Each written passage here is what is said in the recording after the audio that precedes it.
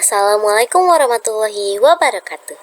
Halo teman-teman, video ini dipersembahkan oleh kelas 10 TKJ 1 kelompok 3. Dan kali ini kita akan membahas tentang teori-teori masuknya Islam ke Nusantara. Dapat kita ketahui bahwa Indonesia termasuk ke dalam suatu wilayah yang letaknya cukup strategis. Wilayah ini banyak dilalui oleh pedagang-pedagang yang berasal dari Timur Tengah, India, Malaka, dan Cina. Sebagian besar pedagang tersebut memeluk agama Islam. Pedagang Islam inilah yang berperan penting dalam penyebaran agama dan kebudayaan Islam ke Nusantara. Meskipun demikian, banyaknya perdebatan kedatangan Islam ke Nusantara itu mencakup 3 masalah pokok. Yang pertama, dari mana sih pertama kali asalnya kedatangan Islam bisa masuk ke Nusantara? Lalu, siapa sih pertama kali yang menyebarkan Islam ke Nusantara? Dan kapan Islam pertama kali masuk ke Nusantara? Dengan adanya beberapa perdebatan tersebut, kedatangan Islam ke Indonesia memunculkan beberapa teori. Yuk kita bahas. Teori yang pertama yaitu teori Gujarat. Menurut teori ini, Islam masuk ke Indonesia dari Gujarat. Shokar Grunch berkeyakinan bahwa tidak mungkin Islam masuk ke Indonesia berasal dari Arabia, tapi melalui ajaran tasawuf yang berkembang di Gujarat, India.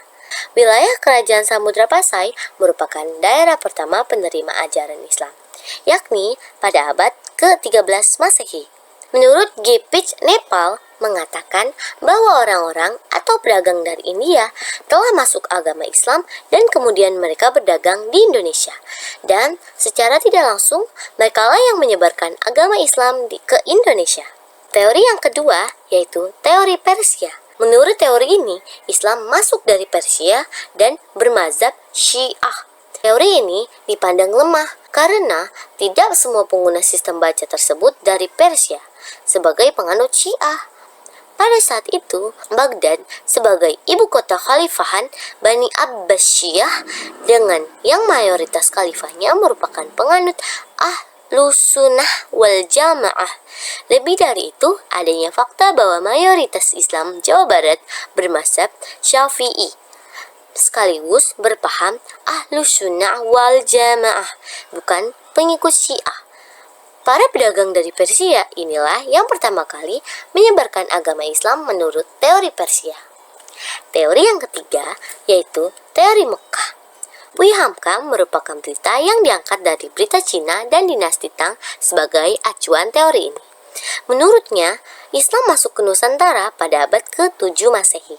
Berdasarkan berita Cina dinasti Tang, ditemukan permukiman saudagar Arab di wilayah pantai barat Sumatera. Dari sini disimpulkan Islam dibawa masuk ke Indonesia oleh para saudagar yang berasal dari Arab. Jika kita perhatikan, Kerajaan Samudra Pasai didirikan pada abad ke-13 Masehi atau tahun 1275 Masehi. Artinya bukan awal masuk Islam, tetapi merupakan perkembangan agama Islam. Salah satu bukti pendukung dari teori Mekah yaitu adanya catatan Ibnu Battutah yang menjelaskan Raja Samudra Pasai menganut mazhab Syafi'i. Mazhab Syafi'i merupakan mazhab yang terbesar di Mesir dan juga Arab. Teori yang terakhir yaitu teori Cina. Menurut Slamet Wirjana Sultan Demak merupakan keturunan Cina. Lebih dari itu, menurut Wali Songo juga merupakan keturunan Cina. Pendapat ini didasarkan pada Kronik Kliting Sampokong. Nama Raja Majapahit juga disilangkan dalam Kronik Kliting Sampokong Semarang. Pertanyaannya, mengapa nama Sultan Demak dan para Wali Songo? Para pedagang Cina ini sudah menganut agama Islam, kemudian menyebarkan agama Islam ke Nusantara. Masuknya Islam ke Nusantara juga dipercaya banyaknya migrasi orang Cina Muslim ke negara Asia Tenggara, terutama wilayah Nusantara yang pada umumnya kebanyakan memasuki daerah Sumatera bagian selatan yang terjadi pada abad ke-9 Masehi atau tahun 879 Masehi. Nah, itu tadi beberapa contoh dan penjelasan mengenai teori-teori masuknya Islam ke Nusantara. Dan masing-masing memiliki bukti dan kelemahannya. Jadi, masih banyak hal-hal yang perlu dilakukan untuk mencari fakta dan juga bukti terkait bangsa mana yang pertama kali menyebarkan agama Islam ke Nusantara. Mungkin cukup sekian video ini. Thanks for watching. Wassalamualaikum warahmatullahi wabarakatuh.